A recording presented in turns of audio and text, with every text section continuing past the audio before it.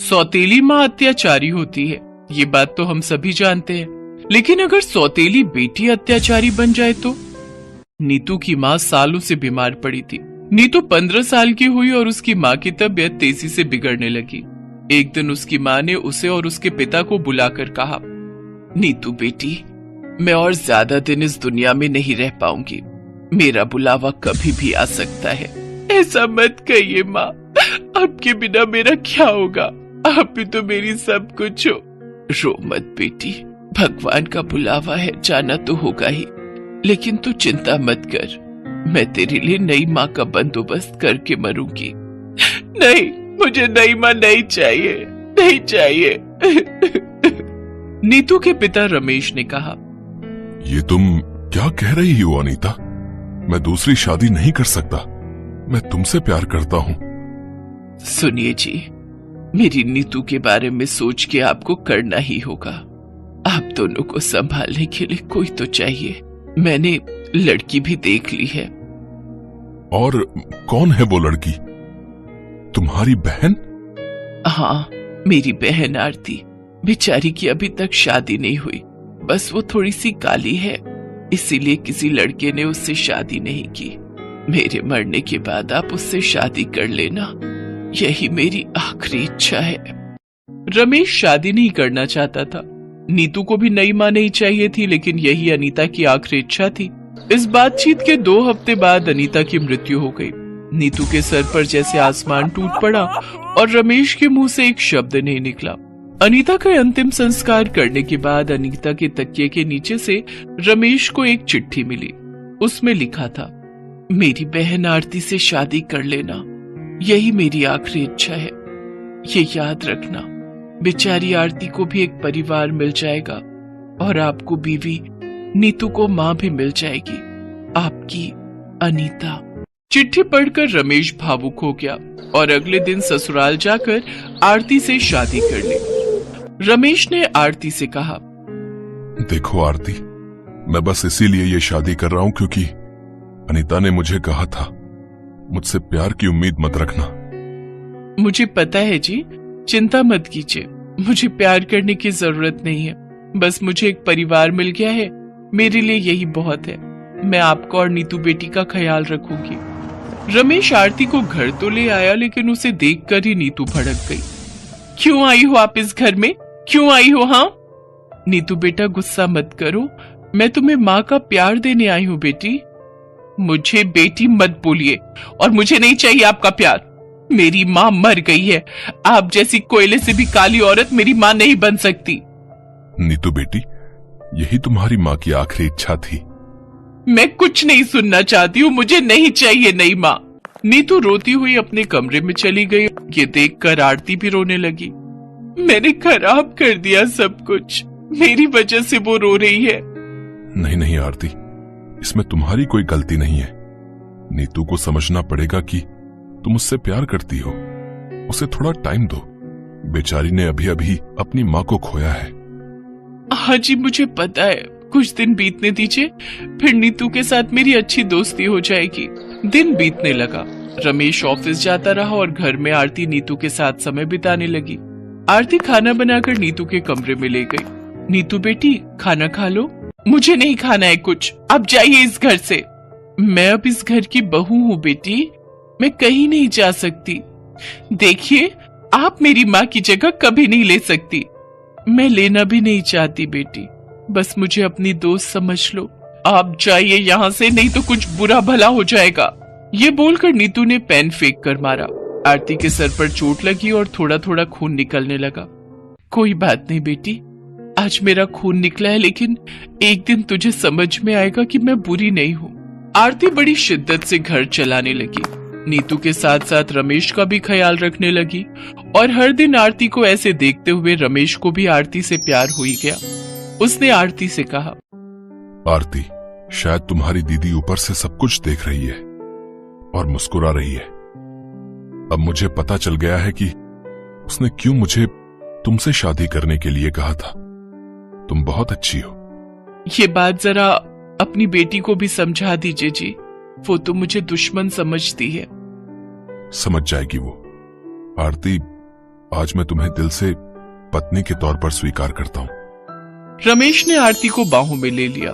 2-3 दिन बाद अचानक से आरती की तबीयत खराब हो गई। उसे उल्टियां होने लगी और डॉक्टर ने कहा, मुबारक हो आरती जी, आप माँ बनने वाली हो। माँ बनने वाली हो? अरे वाह, आज मेरा सपना सच हुआ। लेकिन ये बात सुनकर नीतू को मिर्ची लगी।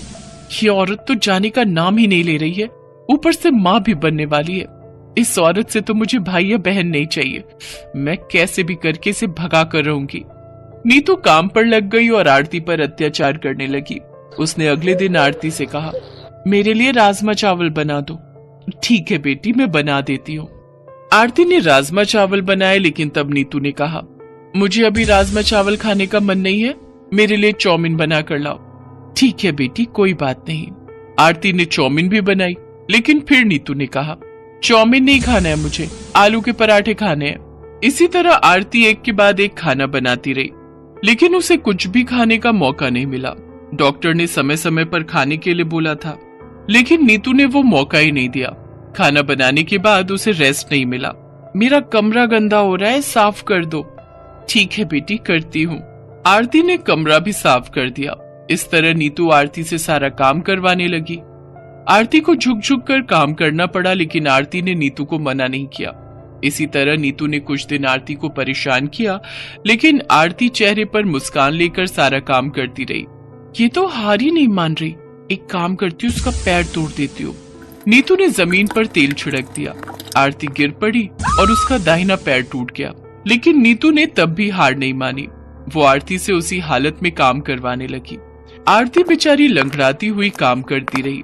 आरती को पूरा विश्वास था कि एक न एक दिन नीतू उसे अपना ही लेगी, और ऐसे ही 9 महीने बीत गए। बहुत अत्याचार के बाद भी आरती ने हार नहीं मानी और उसे प्रसव पीड़ा शुरू हो गई। रमेश ने उसे अस्पताल में एडमिट किया। रमेश ने नीतू को भी साथ में अस्पताल जाने के लिए कहा, बेटी, तुझे भी हमारे साथ अस्पताल चलना चाहिए। मैं नहीं जाने वाली, आप जाइए।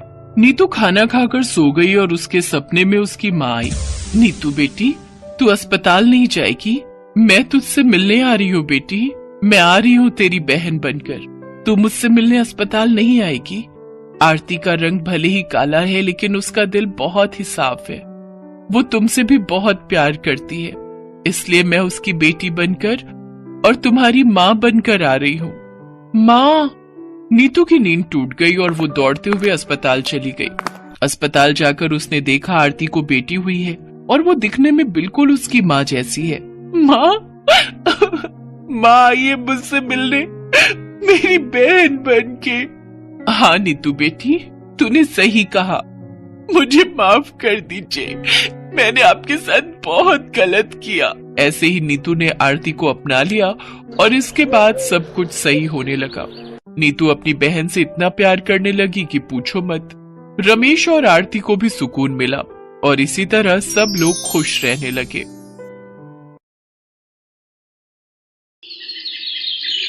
दिव्या, ओ दिव्या, ये महारानी अब तक सो रही है। जल्दी उठ, बाथरूम में कपड़ों का ढेर लगा हुआ है। धूप निकलने वाली है, धोकर छत पर सूखने के लिए डाला, उसके बाद बर्तन धो लेना। अरे उठ, क्या हुआ, सुनाई नहीं दे रहा?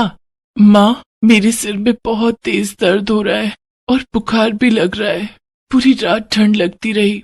ये नाटक ना मेरे सामने मत करना, मुझे सब पता है। तू कपड़े धोने की डर से ये बहाना कर रही है। चुपचाप उठकर 2 मिनट में अगर तू बाथरूम में कपड़े धोने नहीं गई तो तेरी बहुत ठुकाई लगेगी। माँ, मैं कितनी देर से कंघी लेकर घूम रही हूँ, मेरी चुटिया बना दो, मुझे स्कूल जाने के लिए देर हो रही है। आई मेरी बच्ची, अभी थोड़ा सा रुक, मैं तेरे लिए पहले गर्म दूध लेकर आती हूँ। गर्म दूध पीना बहुत अच्छा होता है, इससे दिमाग तेज होता है और पढ़ाई में भी मन लगता है। दिव्या और शालू इन दोनों बच्चियों में इसलिए भेदभाव क्योंकि दिव्या ममता की सौतेली बेटी है और शालू ममता की अपनी बेटी है। लगभग 1 साल पहले राजवीर ममता से शादी करके आया था। राजवीर की ये दूसरी शादी थी। पहली पत्नी शोभना के गुजर जाने के बाद दिव्या की देखभाल के लिए राजवीर ने ममता से दूसरी शादी की। राजवीर शहर में काम करता था और ममता दोनों बच्चियों के साथ गांव में रहती थी। शादी के बाद ममता ने दिव्या पर अत्याचार करने शुरू कर दिए। वो दिव्या के साथ हर समय अपना सौतेलापन दिखाती थी, जिस बात से राजवीर बिल्कुल बेखबर था। मैं शालू को स्कूल छोड़ने जा रही हूँ, मेरे आने तक सारे कपड़े धोकर रखना, समझी? और ठंड का बहाना करने की बिल्कुल जरूरत नहीं है। इस स्वेटर को उतार कर यहाँ रख। तुम मुझे छोड़कर क्यों चली गई? सौतेली माँ मुझे बहुत मारती है, इतनी ठंड में वो मेरे से सारा काम करवाती है। माँ लौट आओ, तुम भगवान के पास क्यों चली गई? दिव्या घर का सारा काम करती है। वो बुखार में तपी हुई थी, पर ममता को उस पर जरा सा भी रहम नहीं आता। उसी समय दिव्या के पापा आ जाते हैं। ममता, ओ ममता, कहाँ हो? दिव्या और शालू तो दोनों स्कूल गई होंगी। अरे आपने आने की कोई खबर ही नहीं दी। दिव्या बेटा, ये तू क्या कर रही है? मैंने तुझे आराम करने के लिए कहा था ना। देखो ना, ये लड़की भी मेरी एक नहीं सुनती। इसे बुखार था, मैंने इसे आज स्कूल नहीं जाने दिया। मैंने कहा तू आज छुट्टी करके आराम कर ले। मैं शालू को स्कूल छोड़ने गई और ये पीछे से काम पर लग गई। चल छोड़ सारा काम, जाकर बिस्तर पर सो जा। मैं तेरे लिए गरम गरम मूंग दाल की खिचड़ी बनाकर लाती हूँ। ममता, ये देखकर मुझे बहुत तसल्ली है कि तुम दिव्या का कितना ख्याल रखती हो। अगर जरा सा भी तेरे बापू को शक हुआ ना कि मैं तुझे स्कूल नहीं जाने देती, बल्कि घर पर तेरे ऊपर जुल्म करती हूँ, तो इसी चाकू से तेरी गर्दन अलग कर दूंगी। चुपचाप आंखें बंद करके सो जा। और मैं तेरे लिए कोई खिचड़ी नहीं बना रही हूँ, पर बोल देना अपने बापू को कि तूने पेट भर खिचड़ी खा ली है। कल की रोटी पड़ी है, वो लाकर दे रही हूँ, चुपचाप खा ले चटनी के साथ। ममता, ठंड बहुत बढ़ गई है। मैं दिव्या और शालू के लिए ये नए स्वेटर और तुम्हारे लिए ये शॉल खरीद कर लाया हूँ। दिव्या ने स्वेटर क्यों नहीं पहना? दिव्या मेरी बच्ची, ये ले, तू ये स्वेटर पहन ले। जैसे ही राजवीर दिव्या को स्वेटर पहनाने लगता है, वो अपने पिता के गले लगकर जोर जोर से रोने लगती है। अरे मेरी बच्ची, तू रो क्यों रही है? अब तो मैं 2-3 दिन तेरे साथ ही रहूंगा। चुप हो जा। चल तू तैयार हो जा, मैं तुझे वैद्य जी के पास ले चलता हूँ। वो तुझे अच्छी सी मीठी मीठी दवाई देंगे और तू बिल्कुल ठीक हो जाएगी। पापा, अब बहुत अच्छे हो, मेरे सबसे अच्छे पापा। अगले 2-3 दिन तक राजवीर गांव में ही रहता है। इस कारण ममता दिव्या को कुछ नहीं कह पाती। 2-3 दिन तक दिव्या बहुत खुश थी, क्योंकि उसके पापा उसी के साथ रहते थे। खाना पीना, हंसना खेलना, वो दिव्या और शालू के साथ ही समय बिताते थे। पर एक सुबह जब दिव्या सोकर उठी, माँ पापा कहीं नजर नहीं आ रहे। तू सो रही थी, वो सुबह की बस से वापस शहर चले गए। अब तेरे साथ बहुत हमदर्दी का नाटक हो गया। जाकर घर का सारा काम खत्म करके, इतने दिन के मैले कपड़े रखे हुए हैं, सब धुल जाने चाहिए। और ये नए स्वेटर मुझे दे, शालू पहनेगी ये नए स्वेटर। माँ, ये स्वेटर मेरे है, मैं इसे नहीं दूंगी। ये स्वेटर पापा मेरे लिए लाए हैं। ओरी मोरी मैया, इतनी गज भर लंबी जुबान, ज्यादा ही स्वेटर पर प्यार आ रहा है। आज देखती हूँ, कड़ाके की ठंड पड़ रही है, पूरी रात घर से बाहर रहेगी, और वो भी बिना स्वेटर के। पूरा दिन दिव्या बिना स्वेटर पहने कड़ाके की ठंड में घर के सारे काम करती है, और रात के समय ममता उसे घर के बाहर खड़ा कर देती है।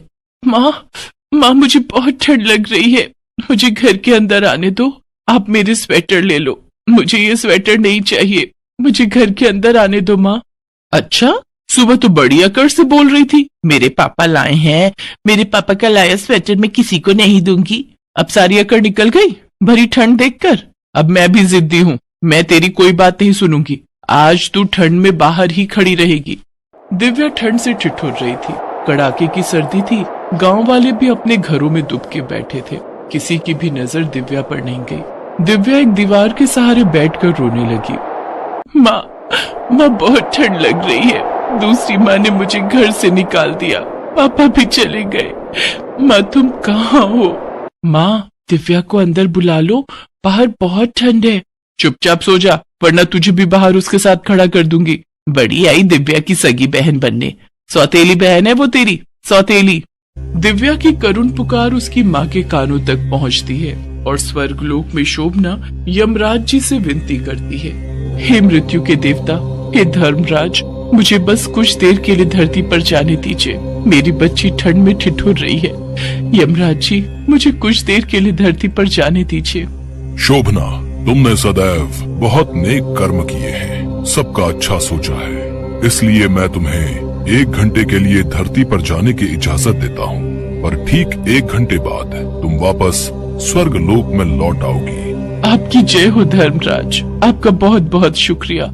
आपने मुझ माँ पर बहुत उपकार किया है, आपकी सदा ही जय हो यमराज जी। यमराज से विदा लेकर शोभना धरती पर पहुंचती है। राजवीर का मन बेचैन था और उसे अपनी तबीयत ठीक नहीं लग रही थी, इसीलिए वो आधे रास्ते से ही गांव की दूसरी बस पकड़कर वापस लौट आता है। उधर शोभना की आत्मा दिव्या के पास जाती है। दिव्या, मेरी बच्ची, घबरा मत, देख तेरी माँ आ गई है। अपनी माँ को सामने देखकर दिव्या में हिम्मत आ जाती है और वो अपनी माँ की आत्मा से लिपट कर रोने लगती है। शोभना अपना हाथ उठाती है और उसके हाथ में एक कंबल आ जाता है। घबरा मत मेरी बच्ची, ले तू ये गर्म कंबल ओढ़ ले। माँ, दूसरी माँ मुझे बहुत मारती है, उन्होंने मुझे ठंड में यहाँ बाहर खड़ा कर दिया। पापा भी चले गए, वो मुझे पापा को कुछ भी नहीं बताने देती। माँ, मुझे यहाँ नहीं रहना, मुझे आपके साथ जाना है। नहीं मेरी बच्ची, अभी तो तुझे इस दुनिया में बहुत कुछ देखना है, तू चिंता मत कर, अब सब ठीक हो जाएगा, तू घबरा मत। राजवीर शोभना और दिव्या की सारी बातें सुन लेता है और गुस्से में आ जाता है। शोभना, मुझे माफ कर दो, इन सब बातों का कारण मैं हूँ। न मैं दूसरी शादी करता और न मेरी बच्ची के साथ आज ये सब होता। मैं ममता को जिंदा नहीं छोड़ूंगा। आज एक माँ की ममता जीत गई और एक पिता का प्यार हार गया। आज तुम्हारी आत्मा अपनी बच्ची को बचाने के लिए आई है और मैं अपनी बच्ची के दर्द को नहीं समझ पाया। धिक्कार है मेरे पिता होने पर। आप तो चले गए थे ना, अब आप कैसे लौट आए? शायद मेरी बच्ची के आंसुओं की आवाज ने मुझे वापस बुला लिया। मैं तुम्हें इस घर में एक पल भी नहीं रहने दूंगा। मैं सब गांव वालों के सामने तुम्हें इस घर से और अपनी जिंदगी से निकाल रहा हूँ। ऐसा न कहो, मुझे माफ कर दो, मुझसे गलती हो गई, मुझे माफ कर दो। राजवीर ममता की एक नहीं सुनता, उसने काम ही ऐसा किया था। अगर ठंड के कहर से बिन माँ की बच्ची दिव्या को कुछ हो जाता तो कौन जिम्मेदार होता। यही सब सोचकर राजवीर ममता को घर से निकाल देता है। अब मुझे जाना होगा, मेरे पास सिर्फ इतना ही समय था। अपना और दिव्या का ख्याल रखना। मेरा आशीर्वाद मेरी बच्ची दिव्या के साथ हमेशा रहेगा। इतना कहकर शोभना की आत्मा वहां से गायब हो जाती है। उस दिन से राजवीर अपनी बेटी के लिए माँ भी था और पिता भी। दिव्या भी अपने पिता का प्यार पाकर बहुत खुश थी। राजवीर दिव्या को अपने साथ शहर ले जाता है और वहां एक स्कूल में पढ़ने के लिए डाल देता है। राजवीर शालू के प्रति भी अपनी जिम्मेदारी निभाता है। वो हर महीने ममता को शालू की परवरिश के लिए खर्चे के पैसे भेज दिया करता था, पर ममता को उसने पत्नी का दर्जा कभी नहीं दिया।